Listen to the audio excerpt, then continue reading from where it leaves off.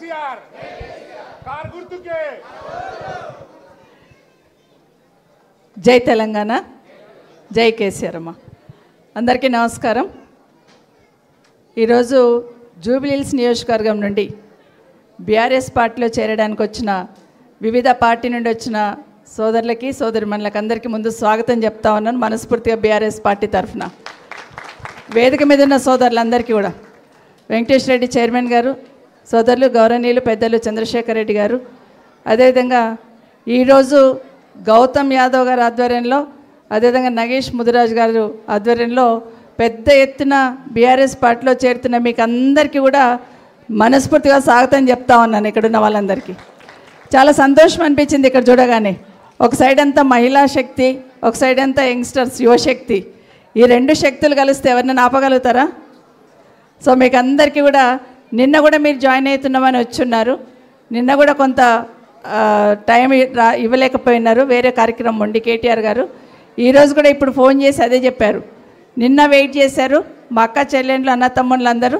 నాకు కొంచెం ఆలస్యం అవుతుంది, మీరు వెళ్ళండి అమ్మా, వాళ్ళని జాయిన్ చేసుకుంటుంటే నేను వచ్చి జాయిన్ అవుతాను అన్నారు. కాబట్టి మీకు అందరికీ కూడా కేటీఆర్ తరఫున కేసీఆర్ గారి తరఫున మరొకసారి స్వాగతం చెప్తా ఉన్నాను.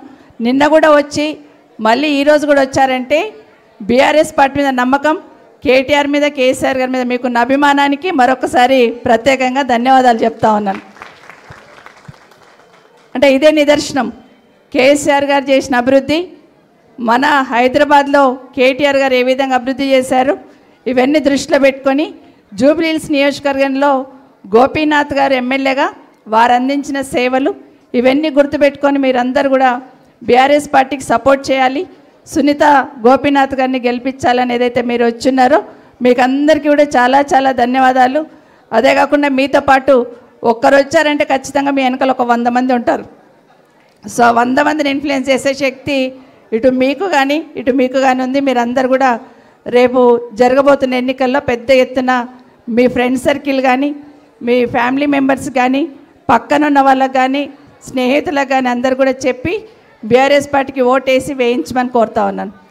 అయితే నగేష్ గారు బాగా చెప్పారు, ఈ రాష్ట్రంలో కాంగ్రెస్ ప్రభుత్వం వచ్చిన తర్వాత ఎలాంటి కార్యక్రమాలు చేశారు, ఏ విధంగా ప్రజలను ఇబ్బంది పెట్టారు, తెలంగాణ రాష్ట్రాన్ని ఎంత విధ్వంసం చేశారనేది ఒక్కొక్కటి చెప్పుకుంటూ వచ్చారు. వాస్తవం ఇది మీకు అందరు తెలియంది కాదు. కానీ ఎప్పుడు తెలవాలి ప్రభుత్వానికి వాళ్ళు మంచి పాలన అందించట్లేదు, వాళ్ళు విధ్వంసం చేస్తున్నారని ఎప్పుడు తెలవాలి? ఇలాంటి ఎన్నికలు వచ్చినప్పుడే వాళ్ళకు చెంపపెట్టలాగా రిజల్ట్స్ వస్తేనే వాళ్ళకు అర్థమవుతుంది, అప్పుడు కళ్ళు తెరుచుకుంటారు. లేదంటే వాళ్ళు ఆడింది ఆట పాడింది పాట, మేమే కరెక్ట్ చేస్తున్నామని అనుకునే సందర్భం వస్తుంది. కాబట్టి దయచేసి అందరు కూడా మీతో పాటు ఇంకెవరైనా అటు ఇటు ఉన్న వాళ్ళందరినీ కూడా బీఆర్ఎస్ పార్టీ తరఫు తిరిగి చూసేటట్టు మీరందరూ చేయాలని కోరుతా ఉన్నాను. ఒక్కసారి మనం కూర్చొని ఆలోచిద్దాం. తెలంగాణ రాష్ట్రం రాకముందు, ఎందుకంటే మనం అందరం హైదరాబాద్లో ఉన్న వాళ్ళమే కదా, హైదరాబాద్లో మంచినీళ్ళకి ఎంత ఇబ్బంది ఉండేది ఒక్కసారి ఆలోచించండి. గల్లీ గల్లీలో ట్యాంకర్లు ఉంటుండేనే ఉండకుండా ట్యాంకర్ల బిజినెస్ ఫుల్ నడుస్తుండే. కానీ కేసీఆర్ గారు వచ్చినాక ఏం చేశారు?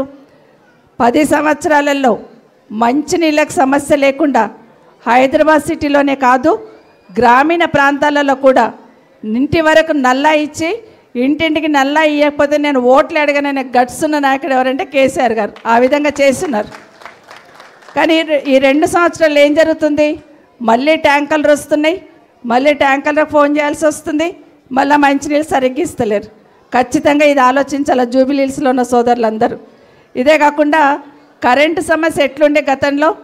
పొద్దున 9 అవుతుందంటే కేసీఆర్ రాకముందు, తెలంగాణ రాకముందు కరెంట్ ఎట్లుంటుండే?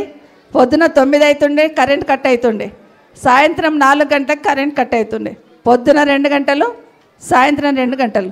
కరెక్ట్గా ఇన్వర్టర్స్ పెట్టుకుంటుంటే మనం ఖచ్చితంగా ఈ టైంలో పవర్ పోతుందని చూస్తుంటాం. కానీ ఈరోజు మన దగ్గర 24 గంటల కరెంట్ ఉంటుందంటే కేసీఆర్ గారు వచ్చిన తర్వాత తెలంగాణ వస్తే అసలు కరెంటే ఉండదు, చిమ్మ చీకటి అవుతుందని మాట్లాడుతున్న వాళ్ళందరూ కళ్ళు తెరుచుకునే విధంగా ఈరోజు 24 గంటల కరెంట్ ఎవరు చేశారంటే ఖచ్చితంగా కేసీఆర్ గారు చేశారని చెప్పాలి. కానీ ఈరోజు ఏం జరుగుతుంది? మళ్ళీ ఎప్పుడు కరెంట్ కట్ అవుతుందో తెలియదు, ఎప్పుడు వస్తుందో తెలియదు. ఇది హైదరాబాద్లో ఉన్న ప్రజలందరూ చూస్తూ ఉన్నారు. ముఖ్యంగా చాలామంది యంగ్స్టర్స్ వచ్చారు. మీకు అందరికీ తెలుసు కేసీఆర్ గారు ఉన్నప్పుడు గురుకులాలు ఏ విధంగా పెట్టారు. దాదాపుగా 1200 గురుకులాలు, పాత గతంలో 200 ఉంటే కేసీఆర్ వచ్చినాక 1000 గురుకులాలు ఏర్పాటు చేశారు. గురుకులాలలో పేద మధ్యతరగతి బిడ్డలకి నాణ్యమైన విద్య అందించేటట్టు కేసీఆర్ గారు చేస్తే ఈరోజు 2 సంవత్సరాలలో గురుకులాలను నిర్వీర్యం చేస్తూ గురుకులాలు ఉన్న పిల్లలకు బుక్కెడు బువ్వ కూడా మంచిగా